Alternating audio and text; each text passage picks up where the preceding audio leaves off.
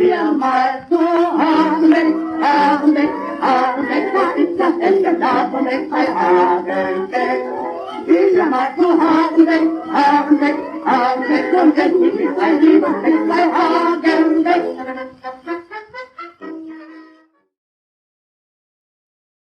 Few expressions have been abused more abundantly than revolutionary, but even by the strictest of definitions, that was exactly what the opening in 1907 of Karl Hagenbeck's zoo at Stellingen near Hamburg meant. Hagenbeck's, as it became known, was a radical game changer, and zoos that had been famed before instantly looked old-fashioned afterwards. The zoo's biggest asset was, by all accounts, Karl Hagenbeck himself. Having long ago achieved fame for his activities as an animal trader and a showman, Hagenbeck's skill in marketing his zoo was almost as impressive as the way he conceived the new park itself. Born as the son of a fishmonger who dabbled in animal exhibits, Hagenbeck became a famous animal trader, supplying animals to virtually every zoo in Europe and quite a few in the United States. It is important to realize how little Hagenbeck left to chance. Everything in his life and business was carefully orchestrated and organized. Even his personal appearance was modeled after that of Abraham Lincoln, in order to create an impression of humility and virtue. The success of the animal exhibits was such that he began to consider setting up a permanent animal park around 1900. It was going to be different from traditional zoos, however. Experience had taught him that relatively minor height differences would prevent most animals from escaping. This allowed for the construction of landscapes where animals would seemingly live together, which were in fact separated by shallow moats, basically reshaping the zoo as an animal theatre. The park opened on the 7th of May 1907, and the immersive effects of the zoo's 5 panoramas proved to be an instant attraction. More than 800,000 people flocked to Stellingen in its first 6 months, and the illustrated press devoted lengthy articles to Hagenbeck's animal paradise. Hagenbeck deftly publicized the new attractions in the zoo, showing his skills as a getting and keeping a story in the newspapers. The open support by the German Emperor Wilhelm II, who visited the park on multiple occasions, of course, greatly helped. After 1907, Hagenbeck kept searching for useful additions. For this purpose, he acquired a plot of land next to the original zoo, which was connected to it by a bridge. The main attraction of this part of the park, opened in 1909, was the Völkerschau, a series of displays involving indigenous peoples from German and other countries' colonies. The other consisted of a prehistoric park of sorts, made up not of mounted skeletons, but of life-size reconstructions of dinosaurs and other prehistoric animals. At the time, the German public began to show an increasing fascination with prehistoric life, and especially dinosaurs, for a number of reasons. Firstly, Germany became the recipient of one of Andrew Carnegie's casts of the skeleton of the dinosaur Diplodocus, a personal gift by the wealthy American to the German emperor. He was somewhat upended, however, by the American Museum of Natural History's gift of a partial, but real, fossil of another Diplodocus to the new building of the Senckenberg Museum in Frankfurt. Around the same time, news reached the press about a multitude of dinosaurs that had been discovered in Tendaguru, a hill near Lindi in the German colony of Southeast Africa. But best of all, great numbers of the dinosaur plesiosaurs were unearthed in not one, but 2 locations in Germany itself, at Trossingen and Halberstadt. Where the German popular press had historically not shown a great deal of interest in paleontology and geology, this onslaught of discovery and spectacle caused it to pay greater attention, which cannot have escaped the consummate marketeer Karl Hagenbeck. For some time, Hagenbeck had expressed his hope to catch a living dinosaur in Africa, a continent widely considered to be a likely source for hitherto undiscovered animals, even large ones. As late as 1901, the world was astounded by the discovery of the okapi, a relative of the giraffe that had first been spotted by Stanley in 1883, but remained elusive for 20 years afterwards. Even more promising bounties seemed to be in store, as throughout the 19th century, indigenous legends of the Mokele Mbembe, as the locals were reported to call it, were brought to Europe. This was said to be a giant animal whose description somewhat resembled the big sauropod dinosaurs, such as Diplodocus. In early 1909, Hagenbeck announced his plans to set up an expedition to bring home a dinosaur, a sauropod, from the interior of Africa. Hagenbeck had been speaking about his conviction that prehistoric creatures had survived in the interior of Africa. As his attempts at catching such a creature had not been successful in the past, he said, he decided on the next best thing. A set of sculptures that was scheduled to be presented to the public in 1909 as an extension of his recently opened zoo. Around the same time, Hagenbeck's memoirs, Von Tieren und Menschen, translated as Beasts and Men, were to appear and contained references to such animals assumed to be extinct, both from African peoples and European travelers. Both these events required suitable attention. The press coverage the expedition received was extensive, even if it remains unclear whether an expedition set up specifically to find a living sauropod ever took place. After all, Hagenbeck often sent out crews into the jungle to acquire animals for his company. But he, enthusiastically aided by a press again grateful for such sensational news, wasn't afraid to milk the story for all it was worth. Hagenbeck was hardly the first one to come up with the idea of a Jurassic Park, of course. Sculptures of extinct animals in London's Crystal Park, although by now regarded as quaint relics of an uninformed past, had been around for over 60 years. The first life-size sculpture of a dinosaur in a zoo was probably an iguanodon that had been standing for a few years in the grounds of Copenhagen Zoo. This sculpture, a somewhat clumsy affair that was fashioned out of wood and plaster by the sculptor Alexis Müller, had been unveiled and widely publicized in 1901. It did not survive for long. In 1903 it suffered a structural collapse. But the friendship between the Copenhagen Zoo director, Julius Schott, and Hagenbeck makes it plausible that Hagenbeck got the idea for his prehistoric sculptures from the Danish example. The choice of who to ask to construct a prehistoric landscape seemed obvious. When he was looking for a talented artist to provide animal sculptures for the monumental entrance to his new zoo, Hagenbeck had turned to the 26-year-old Joseph Pallenberg, and the result had been most successful. In him, Hagenbeck had found as much an obsessive as himself. Pallenberg had entered the Art Academy in Düsseldorf in 1899, but he failed to fit in at the school, either politically or socially. In addition, his interest in natural themes and his obsessive eye for detail did little to endear him to his fellow students or his teachers. The detail in his sculptures was such that he was even accused of simply casting live animals. Pallenberg's naturalism, unfashionable as it might be in the eyes of the avant-garde, made him a sought-after artist for anyone looking for depictions, and particularly sculptures of animals. Soon after he had left the Düsseldorf Academy, the Berlin Zoo employed him to adorn its staff rooms with models of animals, and it was here that the young sculptor made the acquaintance of Karl Hagenbeck, and was subsequently commissioned to help with the gate of the Stellingen Zoo. Hagenbeck was obviously satisfied with the results, and when it came to finding a sculptor to provide him with statues of extinct fauna, Pallenberg seemed like the obvious choice. In early 1908, he was commissioned to sculpt the statues for Hagenbeck's prehistoric park.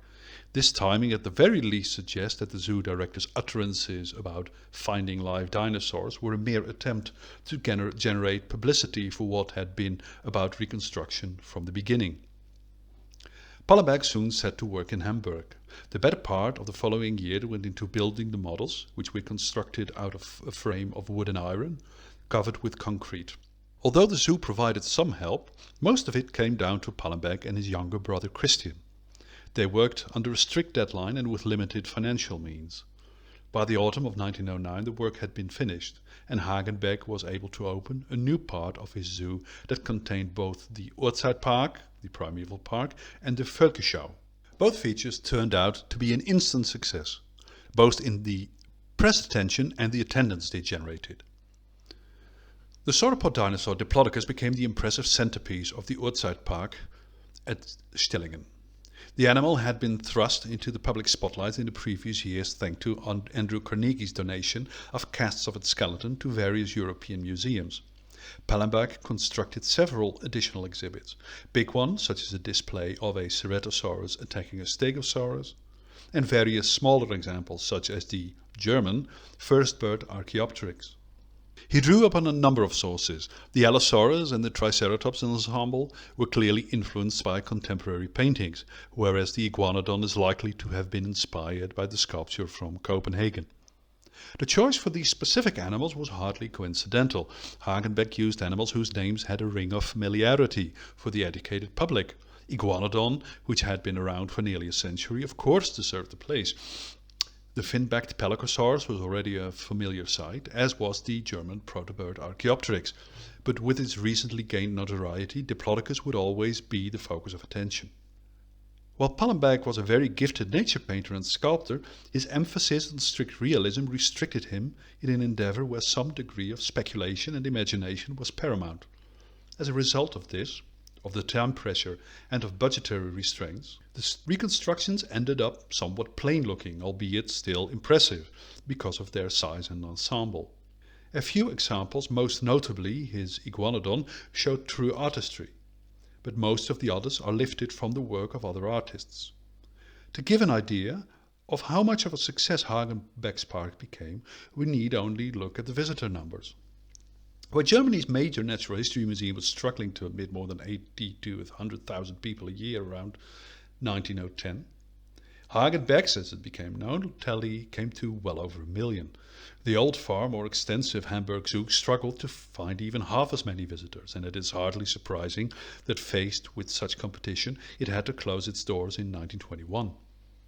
It is more difficult to determine exactly how much of the zoo's success can be attributed to the Urzeitpark. Visitor numbers rose by about 50,000 from 1908 to 1909, the year the park opened, a significantly larger year-to-year rise than usual. However, at least part, and probably most of this rise, can be put down to the introduction of the Völkerschau in the same year. Publicity around the opening of the prehistoric landscape emphasized how Pallenberg had modeled his dinosaur after a Diplodocus in the American Museum of Natural History in New York. But since the AMNH did not possess a mounted Diplodocus skeleton, he must have been referring to Charles Knight's painting and model of the same animal. This reference to an American museum was apparently intended to add scientific credentials to his dinosaur display. Institutions in the United States were generally acknowledged to be world-leading in dinosaur paleontology. But we have no actual proof this trip ever took place, and both his erroneous reference to a New York Diplodocus and a rather restrictive time schedule suggest that he used whatever was available in Germany, the Berlin and Frankfurt Diplodoci, and available literature and artwork. But both Pallenberg and Hagenbeck probably felt they needed to refer to scientific authority to explain their choices in a scientific subject. However successful Hagenbeck's zoo had been as a money magnet, in his first years it didn't fare well among the scientific community. Most of its criticism was directed towards the whole concept of the new zoo. Zoo directors such as Heck from Berlin or Hornaday, the Bronx Zoo director, considered it an affront to the scientific and educational value of zoological gardens. It was impossible for the visitor to learn anything about classification, and the animals themselves could not be observed in anatomical detail from that great distance. Finally, it was hardly surprising that Hagenbeck's continuing taste for the dramatic was, at least among zoo professionals, universally condemned. By including these models, Hagenbeck was in all likelihood also attempting to give his zoo a certain amount of scientific credibility, partly to counter the arguments I mentioned earlier, but also to appeal to a different audience. If scientific credibility was what Hagenbeck was after, he must have been disappointed. While the Urzeitpark was received well in the popular press and garnered a large amount of international publicity for a surprisingly long time, the scientific world generally ignored it. A significant example is an article in the popular scientific magazine Die Umschau from 1911, which is entirely devoted to the reconstruction of past life and the apparent superiority of German views on the matter. It ignores Pallenberg's models entirely. Whether that really bothered Hagenbeck remains to be seen. His zoo continued to be hugely profitable, which was always his primary concern. A more successful attempt to exploit prehistoric animals to give a zoo scientific credentials took place 4 years later, in 1913 in Berlin, where Stellingen main German critic Ludwig Heck, the director of the Berlin Zoo, and aquarium director Oskar Heinroth had the front of the new aquarium building adorned with the latest in paleontological reconstruction. Heck's criticism of the Stellingen Zoo had been more than a little self-serving, and he had recently been rattled by the announcement that Hagenbeck planned the building of a second zoo very much near Berlin, at the Jungfernheide. Not able to match Stellingen in display innovation and dreading future competition, the Berlin Zoo put its cards on scientific rigor rather than mass entertainment, or rather exploited scientific respectability to attract the masses. The aquarium setup was therefore meant to emphasize the zoo's scientific credentials, and nowhere was that clearer than in the extensive decoration of the facades, both on the sides facing the street and the one facing the zoo. Whether their creator, Heinrich Hader, was a better artist than Pallenberg is impossible to say, for me, but it appears clear that he was a more imaginative one. Rather than Stellingen's rather plain statues, Hader used daring motifs from contemporary art, as well as from Eastern Asian art, to produce something of an artistic value that at least matched its scientific importance, and far outclasses it today. To top it off, a colossal statue of an iguanodon welcomed zoo visitors to enter the aquarium building. Scientific ambitions were also clear in Hader's modus operandi. He worked together closely with scholars from the Berlin Natural History Museum to create a large number of reconstructions that reflected the latest German paleontological and zoological insights. This aspect of the new building was emphasized to such an extent in the publicity surrounding the opening of the building in August of 1913 that it even overshadowed information about its living occupants, the animals the people actually came to see. While most of these reconstructions now appear strangely idiosyncratic even for the time, its legacy proved far more lasting than that of Hagenbeck's models. In conclusion, it is probably fair to say that Hagenbeck's Urzeitpark was an attempt on his part to reconcile the best of both worlds.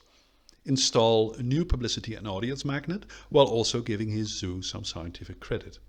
But science should serve the financial success of the enterprise, similarly to his statements about purported African dinosaurs that were still alive, or the publications and timing of his memoirs. It was a somewhat half-hearted attempt that went largely unnoticed by the scientific community. In a sense, German paleontologists had too much on their plate at the time.